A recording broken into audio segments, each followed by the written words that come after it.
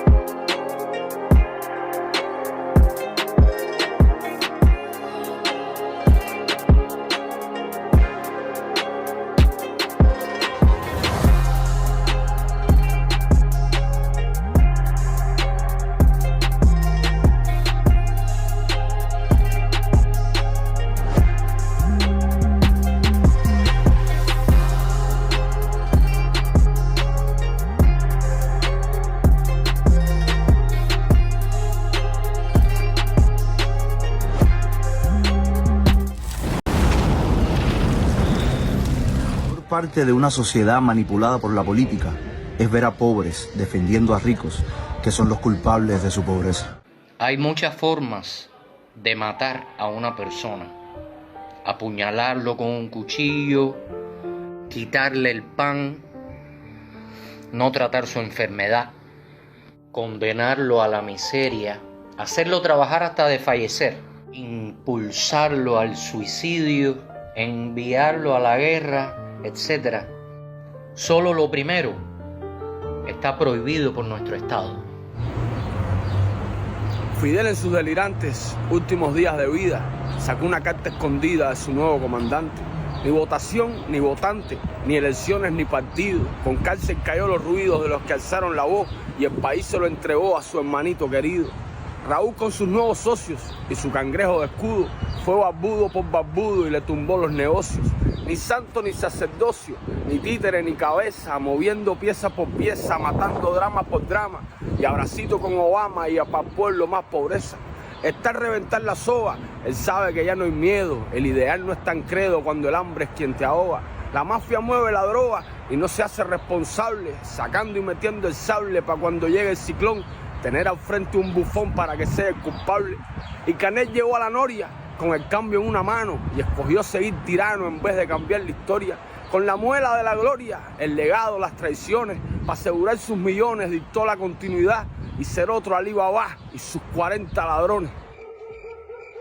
Pepe, esto tiene que salir bien para que nos den el estímulo. A tú a ver qué sí hacer. Voy a probar este hierro a ver qué bola. ¿Y esa talla? Se lo tumbé a la prima que pinche en la aduana. Candela. Espérate, que ya veo al vendepatria. Si sale le caemos a palo y ya. Pero también es cierto que aún podemos ahorrar más. Venga, se fue la luz. Apagón, general. Eso es para rato. Vamos a turnar un ratico que sin luz esta gente no hacen nada. Dale, pero me despierta si viene la luz, que tú sabes que tengo sueño.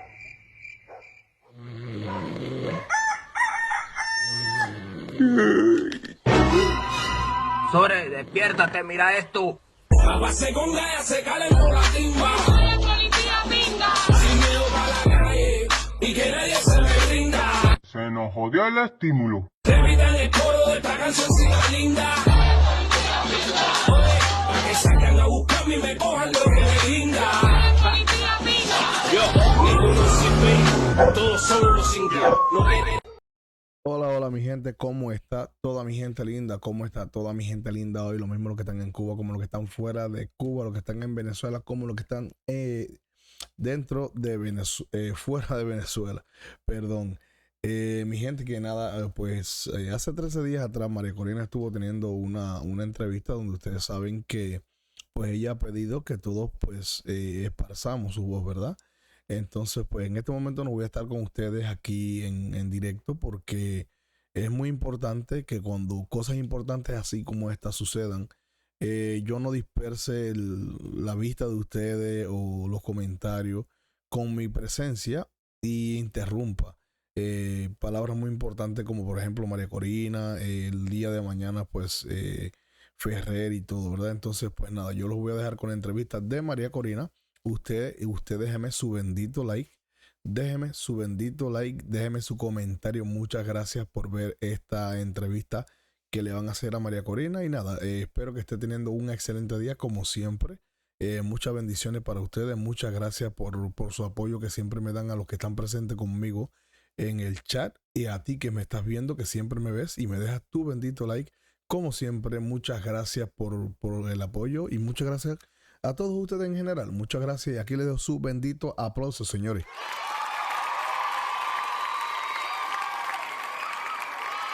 Ahí les dejo su bendito aplauso y sin más vamos a ver la entrevista que le estuvieron haciendo a María Corina Machado. Muchas gracias a todos por su asistencia.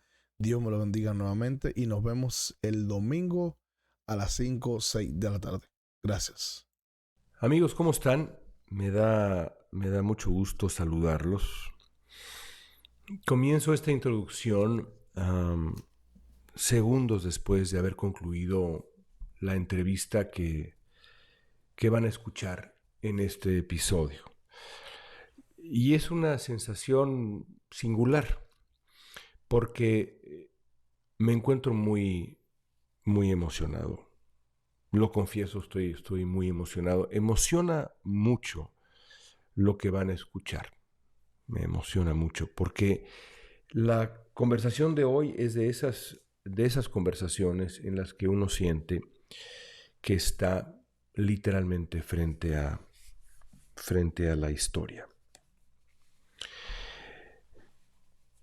Hoy tendremos en Ciberdiálogos a María Corina Machado, una mujer de enorme valentía que encabeza la oposición venezolana en un momento crucial de la historia de su patria.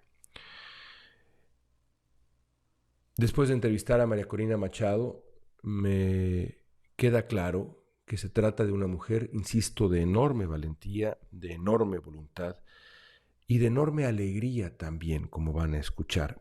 Está consciente de que ha entregado todo por su país. Dice María Corina en una de sus respuestas que su anhelo es ser útil a su país, para que su país pueda despertar de lo que han sido ya 25 años de oscuridad, porque justamente este año se cumplieron 25 años de la llegada de Hugo Chávez al poder en Venezuela. Hoy está cerca de regresar la libertad, la democracia, la reconciliación y la concordia. Así debería ser, porque el pueblo venezolano votó por un cambio. La evidencia no podría ser más clara. El pueblo venezolano votó por el candidato de la oposición, votó en contra del régimen de Nicolás Maduro, votó por un cambio. No será fácil, sin embargo, llegar a esa nueva etapa. Será muy difícil, como lo hemos visto en este conflicto postelectoral tan complicado, en el que no hay ninguna duda de que la oposición venezolana ganó. Y lo sabemos gracias al trabajo de la oposición venezolana. Hoy la intención del régimen de Nicolás Maduro es consolidar el mayor fraude quizá de la historia latinoamericana y más allá, porque la diferencia son millones de votos entre el candidato de la oposición y Nicolás Maduro. Todo esto vamos a escucharlo ahora con María Corina Machado en esta conversación que, insisto, me ha dejado profundamente emocionado. Espero que para ustedes también sea emocionante escuchar a María Corina Machado en Ciberdiálogos.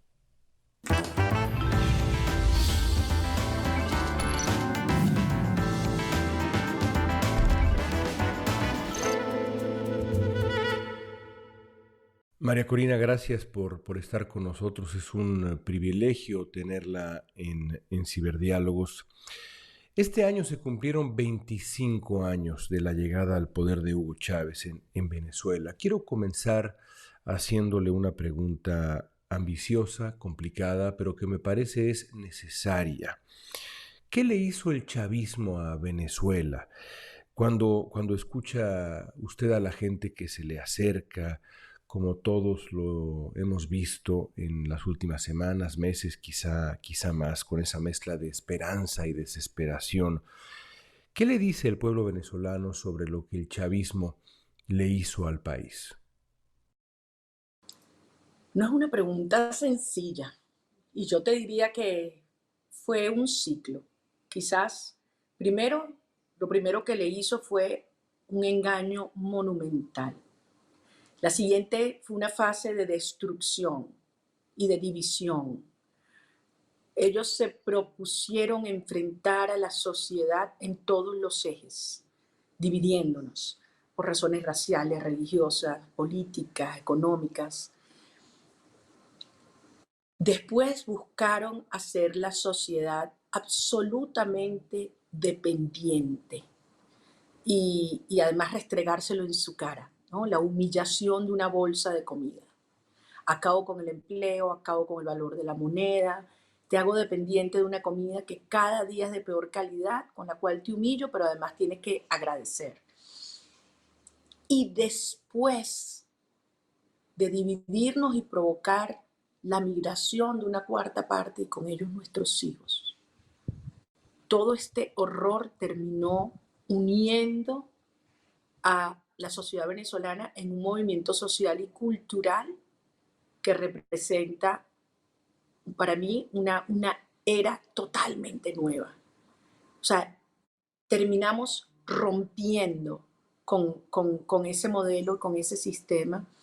Y además, debo decir, León, incluso con prácticas que venían antes, incluso en el periodo democrático, el centralismo, el estatismo, el rentismo. Esto ha quedado atrás para la Venezuela que emerge. Hoy hay claramente millones de familias fracturadas en el exilio. ¿Cuál es el anhelo central del pueblo venezolano en este momento? Libertad, democracia, reunificación, todo esto. Es que son lo mismo. Nuestros hijos no van a regresar mientras en Venezuela no haya un futuro donde exista dignidad humana, donde exista justicia, ser iguales ante la ley, donde exista la oportunidad de prosperar, de echar para adelante, de ser autónomo. Y desde luego, nada de esto es posible si no hay libertad. Entonces, al final, es un mismo anhelo. Mira, yo te voy a confesar algo.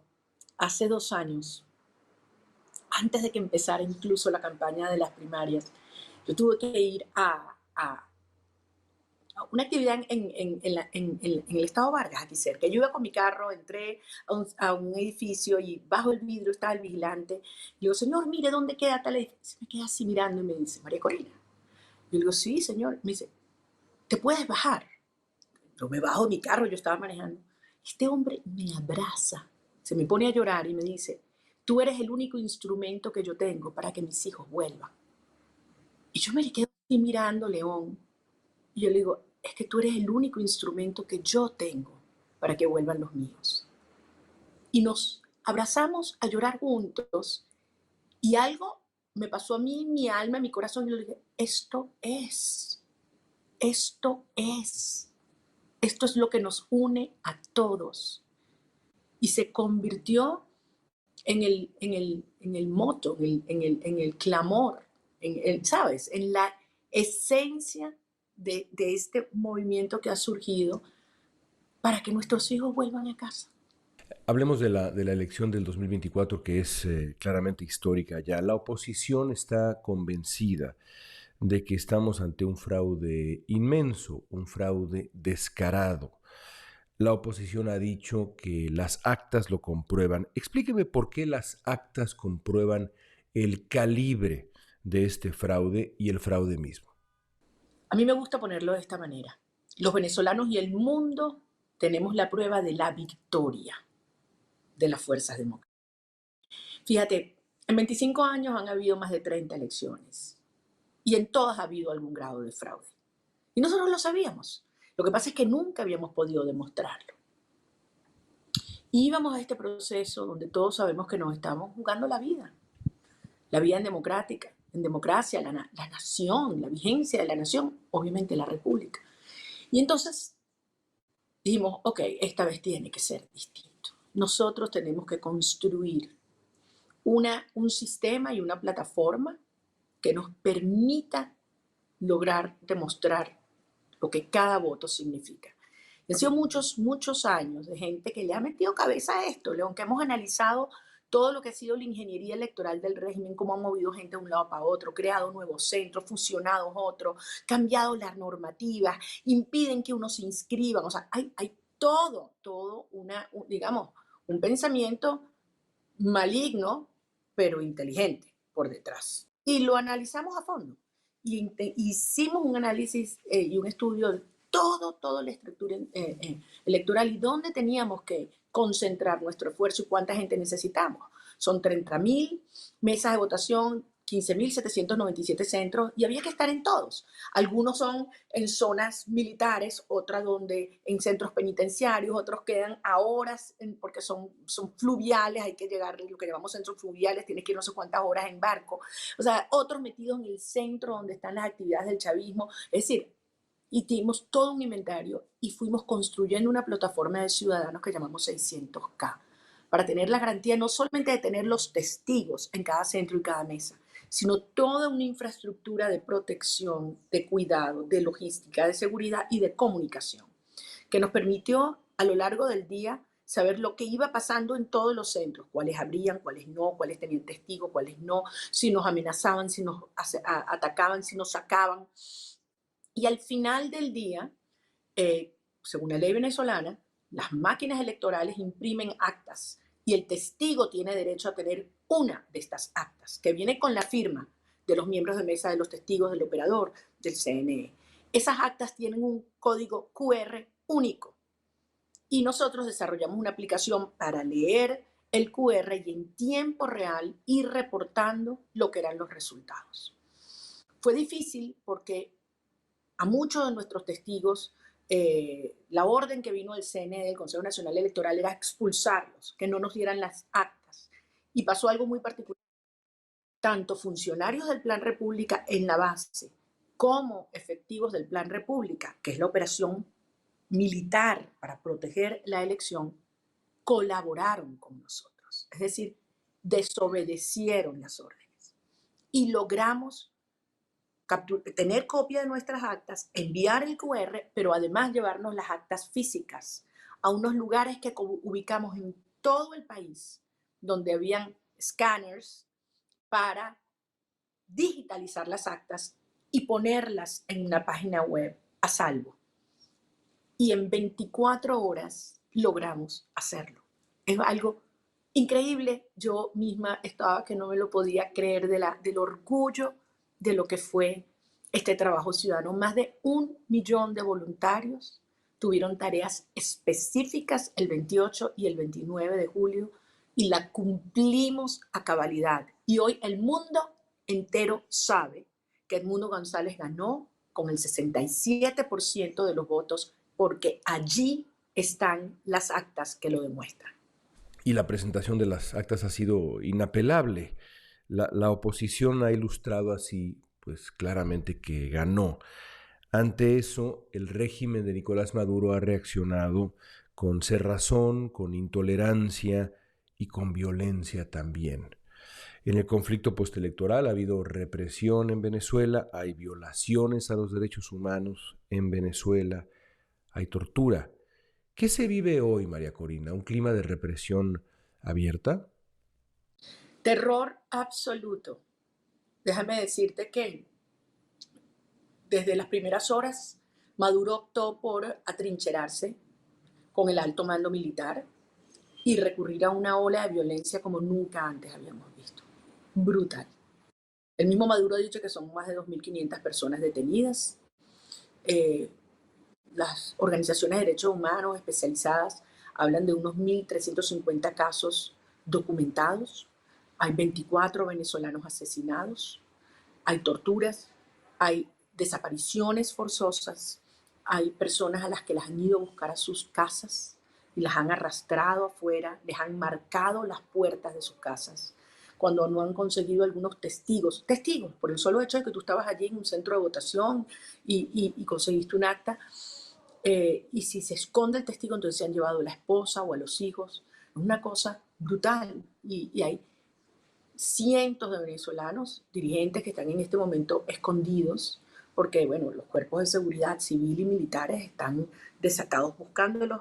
Caracas está militarizada en la noche, trancan todos los accesos, y bueno, las amenazas hacia nosotros. Maduro dijo hace 2 días que Edmundo González y yo somos terroristas, que soy prófuga de la justicia. Y bueno, evidentemente lo que quieren es aterrorizar a la población y que se detenga la protesta pacífica y legítima. Pero eso no va a pasar, León. No va a pasar. Nosotros no vamos a dejar de luchar hasta que se respete la soberanía popular que se expresó el 28 de julio en los votos.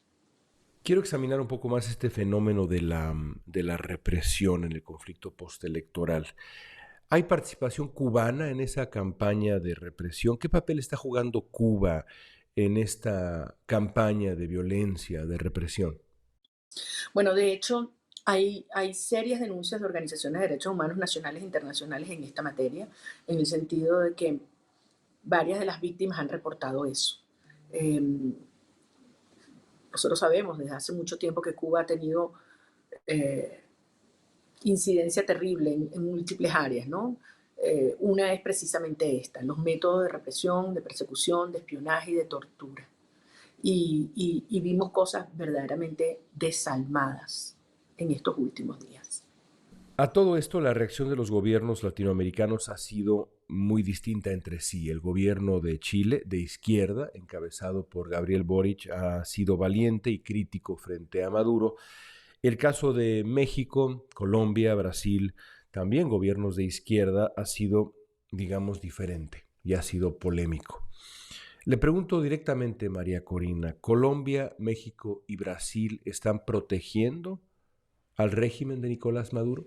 Yo creo que son 3 casos distintos, si bien ha habido alguna coordinación entre ellos en estos últimos días.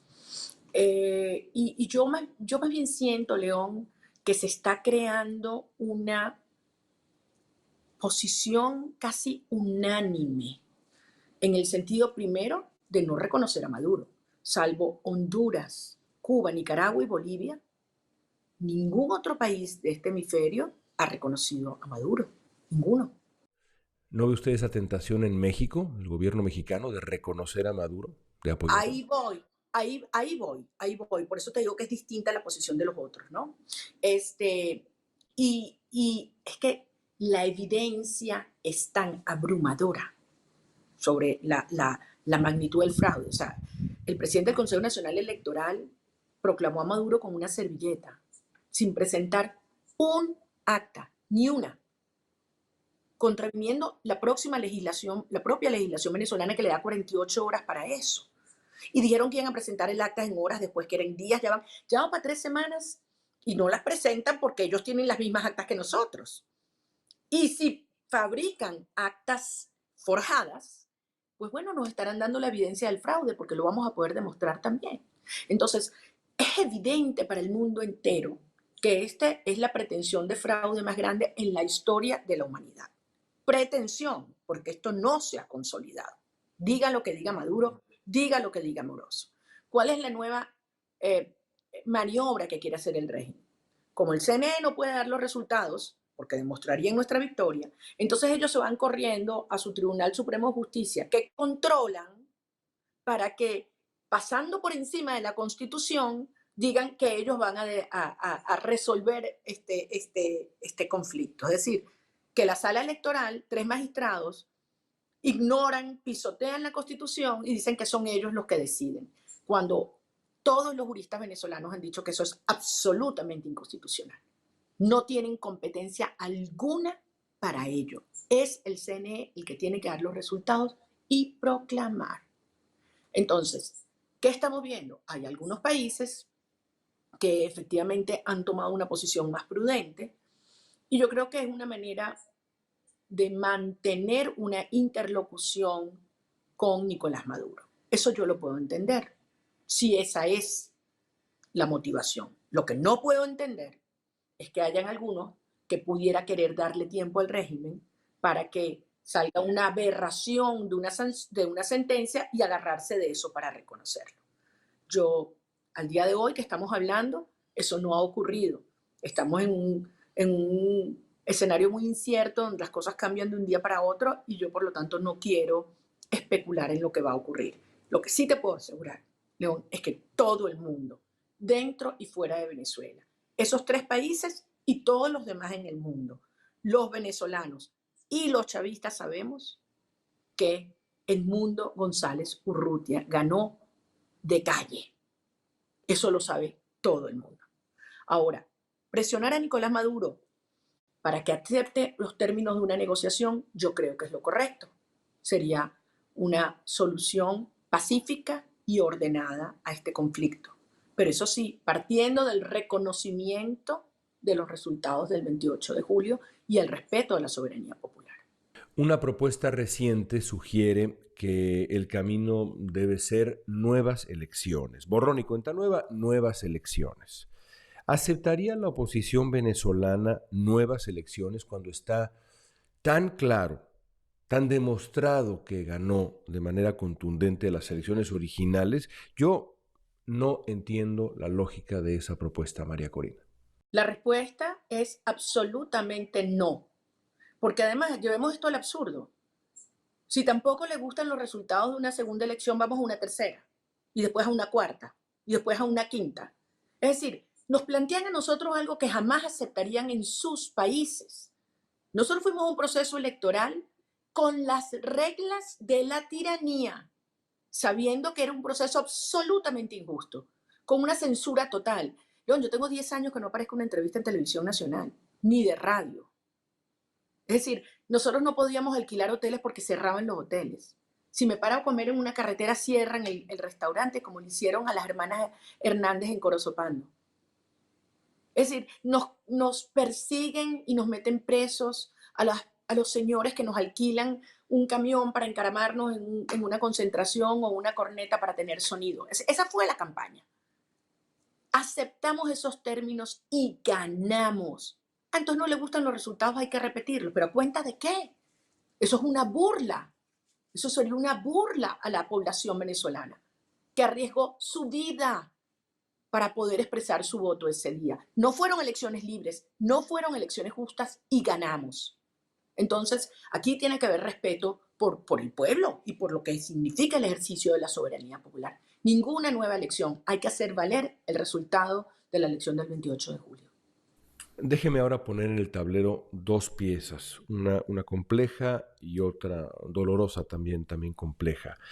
Hay quien piensa que la clave de la salida, digamos, en este proceso, está en el papel político que puedan jugar las Fuerzas Armadas venezolanas. Parte de esas Fuerzas Armadas, está claro, han sido cooptadas por el régimen de Maduro desde hace tiempo, pero quizá los mandos medios y mandos inferiores podrían hacer la diferencia. ¿Qué mensaje le envía María Corina Machado y la oposición en general hoy a las Fuerzas Armadas venezolanas que están siguiendo esto, como es evidente, minuto a minuto? Nosotros hemos enviado de manera reiterada un mensaje muy claro, no solamente a los ciudadanos militares, también a sus familias. Son parte integral de la sociedad venezolana. El régimen de Chávez ha buscado destruir completamente la institucionalidad y convertirlo en un brazo ejecutor de represión al servicio de la tiranía, creando esta doctrina del enemigo interno que no es más que la propia sociedad y desvirtuando, por lo tanto, el juramento que ha hecho cada hombre y mujer dentro de las Fuerzas Armadas de servir a la patria. En este momento es evidente que en las Fuerzas Armadas hay claridad de lo ocurrido el 28 de julio porque estaban desplegados dentro del operativo del Plan República que cubre todos los centros de votación para su resguardo, los centros y el material. Y saben lo que ocurrió. Y los ciudadanos militares tienen esposas, madres, hijos, hermanos, que están sufriendo lo mismo que el resto del país y que anhelan lo mismo del país, que regresen nuestros hijos, que podamos vivir en un país con dignidad, con alegría, donde todos somos iguales, donde podemos comernos nuestra arepa, nuestra yaca, abrazarnos los domingos. Es decir, todos anhelamos lo mismo. Y saben que en un gobierno democrático nosotros vamos a fortalecer y reconceptualizar el rol de las Fuerzas Armadas. Serán unas Fuerzas Armadas bien remuneradas, bien equipadas y bien entrenadas. Y yo estoy convencida que en este momento la inmensa mayoría de los ciudadanos militares como de los funcionarios de los cuerpos de policía están anhelando un cambio como el que anhelamos nosotros, y lo que le hemos pedido es: no repriman al pueblo, no cumplan órdenes ilegales, ilegítimas, respeten la soberanía popular, porque ustedes saben lo que pasó el 28 de julio.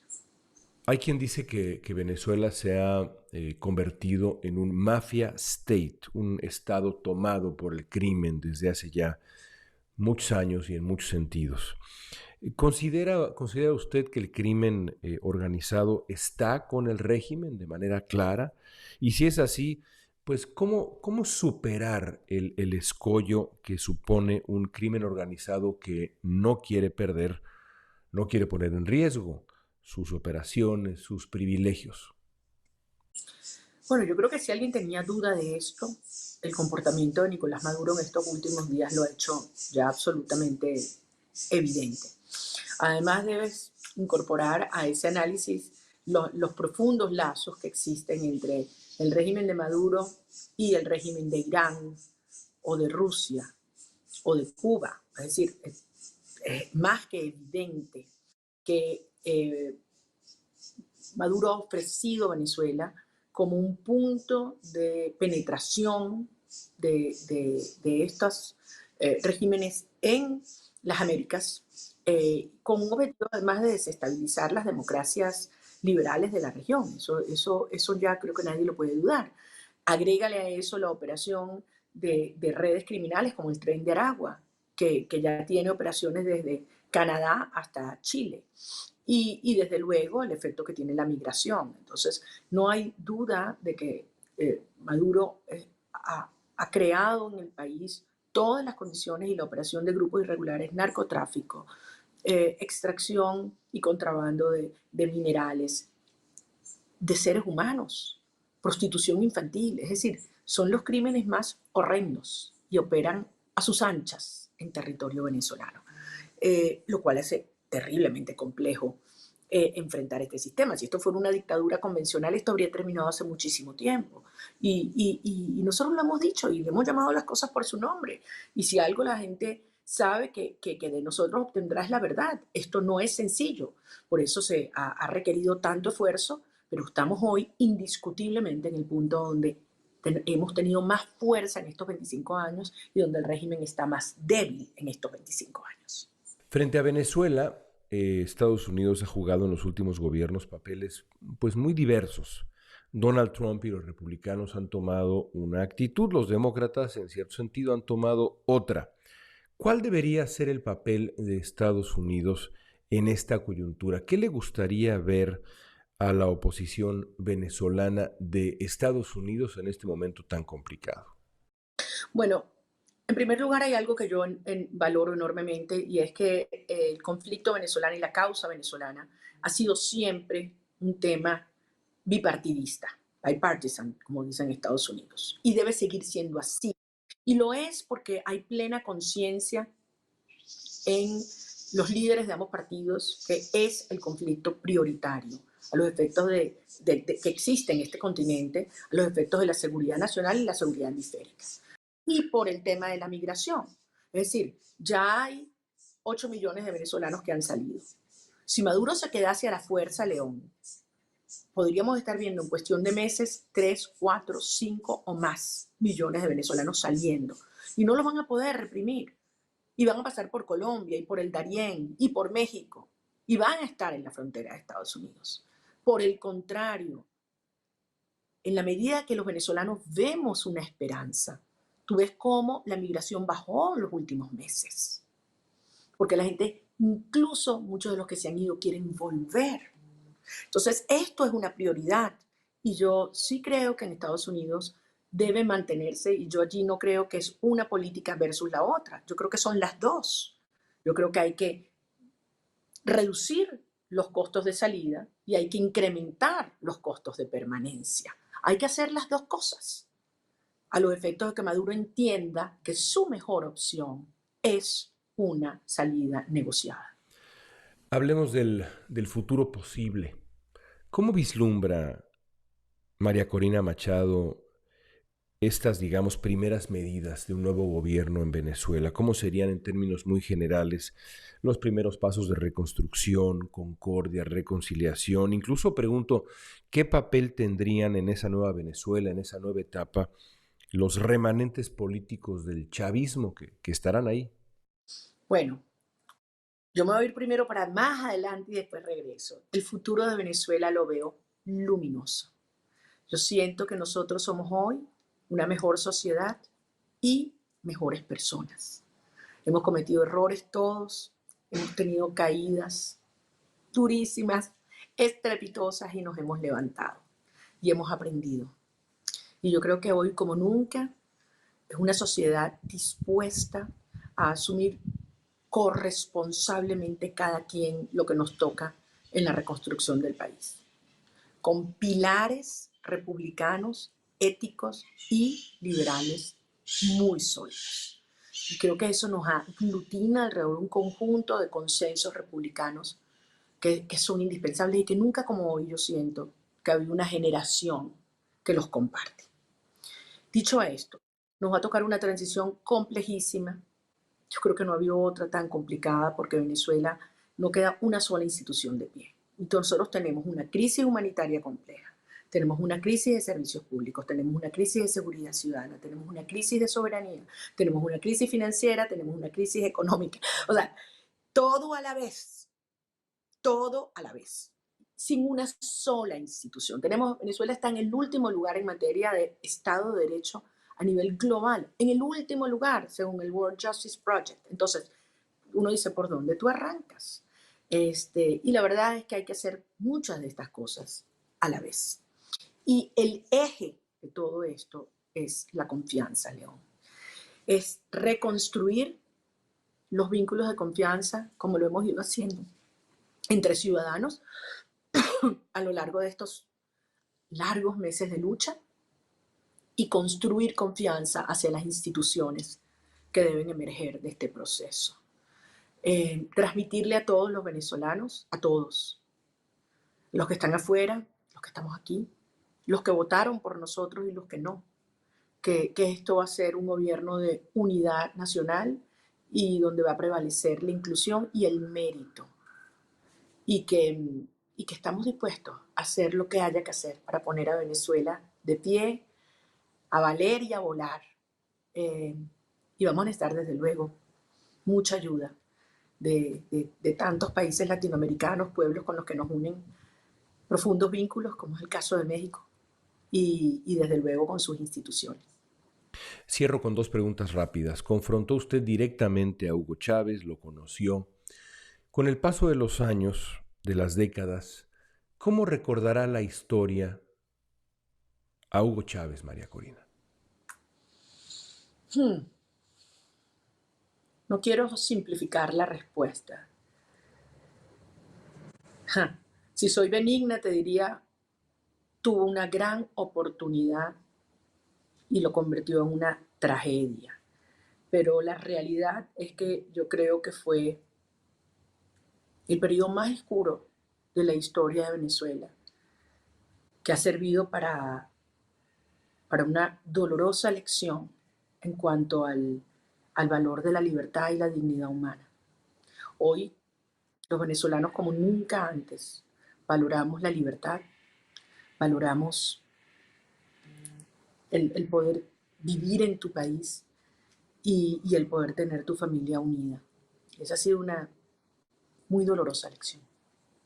Y por último, ha dicho que para usted la lucha es hasta el final, hasta el final.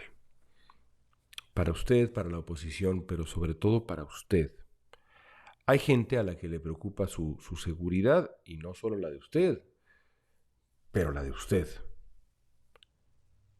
¿Es sostenible permanecer en resguardo? Le pregunto, ¿qué quiere decir una lucha hasta el final, María Corina? Y quizá es justo también, pues, preguntarle a usted, ¿cómo quiere ser recordada? Bueno, ¿hasta cuándo esto va a durar? ¿Qué va a pasar? Yo le digo a mis hijos siempre y a mis compañeros, un día a la vez, un día a la vez. Miren todo lo que hemos logrado. Nos dijeron que era imposible levantar un país y volverlo emocionar, lo hicimos. Nos dijeron que era imposible hacer unas primarias para legitimar un nuevo liderazgo, lo hicimos. Me dijeron que era imposible que yo participara y ganara, lo logramos. Que era imposible que tuviéramos una elección con un candidato unitario frente a Maduro, lo hicimos. Que era imposible demostrar el fraude y nuestra victoria, lo logramos. Entonces, pensemos todo lo que hemos hecho, estamos en una etapa compleja y lucharemos el tiempo que haga falta y estamos tratando que sea lo más rápido posible. Todos tememos por nuestra seguridad, todos, hoy en día. Y es un momento donde hay que actuar con prudencia, con responsabilidad, pero también con audacia y con firmeza, porque es lo que el país se merece y lo que les hemos prometido. Y yo quiero ser recordada como una persona que sirvió a su país, que fue útil para lograr el propósito de la liberación de Venezuela y de la unificación de nuestras familias. Y yo siempre se lo digo a mis hijos, que espero que algún día ellos me perdonen, porque a ellos tres en particular les ha tocado una cuota dura y uno como mamá nunca se quita esa culpa de haber fallado, de no haber estado en determinados momentos, en hacerles pasar la angustia que en esta hora están viviendo. Pero al final saben que es por ellos, para ellos y para todos los venezolanos, porque al final aquí yo siento que tengo millones de hijos y mi anhelo es que les vamos a dejar como legado un país del que se van a sentir súper orgullosos de ser venezolanos. Que así sea. Me emociona mucho escucharte, María Corina. Gracias. Gracias a ti, León.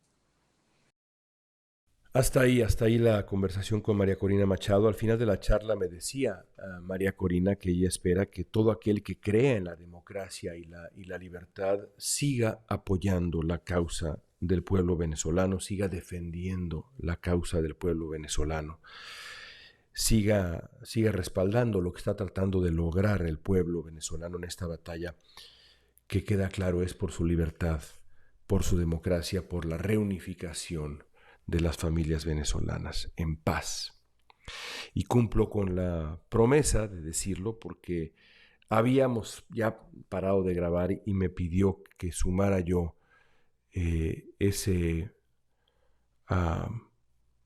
esa petición.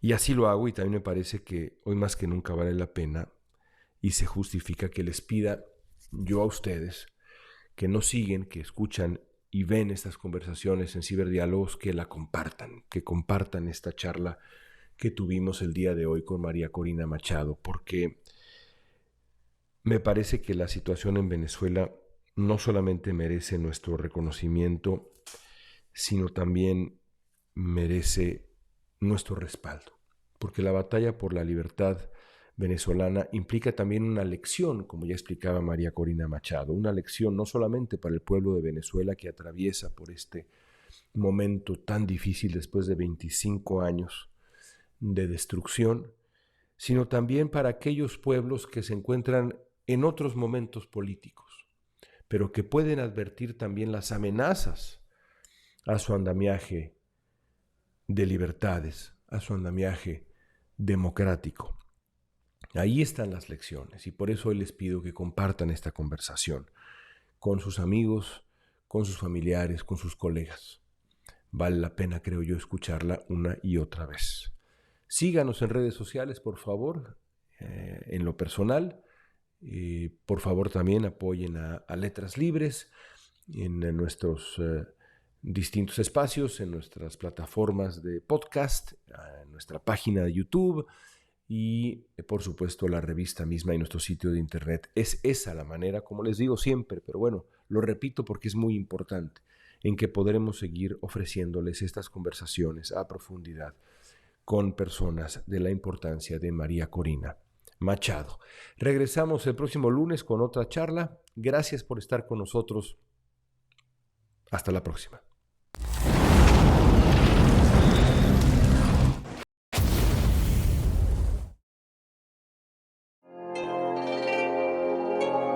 Thank you.